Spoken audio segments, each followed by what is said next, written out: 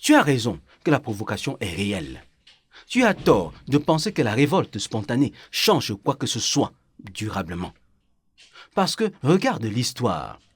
Les émeutes de 2008, la crise anglophone, les soulèvements ponctuels, la colère qui explose, puis qui retombe, et le système qui reprend sa place, légèrement ajusté, fondamentalement intact.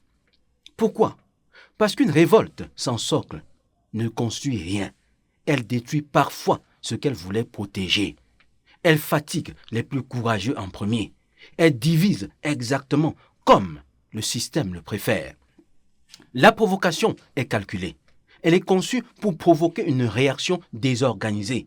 Une réaction qu'on peut réprimer, criminaliser, récupérer.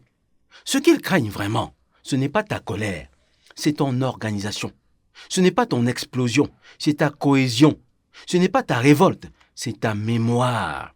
Tant que la colère reste sans socle, elle reste une énergie que le système s'est absorbée. Ce qui le déstabilise vraiment, c'est un peuple qui se souvient de ce qu'il vaut. Il y a un homme qui a vécu exactement ce que tu vis aujourd'hui. Un système qui prenait tout, qui humiliait publiquement, qui provoquait délibérément, qui confisquait les terres, les ressources, la dignité, avec une arrogance tranquille de pouvoir qui se sait intouchable. Son nom, c'est Ruben Umniobe. Il aurait pu choisir la révolte. Les conditions étaient réunies. La colère était là. La provocation coloniale était quotidienne, visible, insupportable. Il a choisi autre chose. Il a organisé. Il a construit des comités de citoyens dans les villages. Il a appris à un peuple à nommer ce qu'il subissait, précisément, calmement, imparablement. Il a porté la voix de ce peuple jusqu'aux Nations Unies, pas avec des pavés, avec des dossiers, pas avec de la fureur, avec de la dignité. Ce que faisait Umniobe, c'était transformer la provocation en combustible, non pas pour brûler, mais pour construire.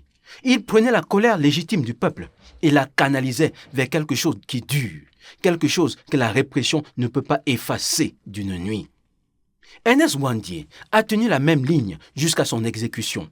Douala Mangabel a refusé la provocation coloniale par la dignité, pas par la capitulation, pas par l'explosion incontrôlée, par la résistance organisée et assumée.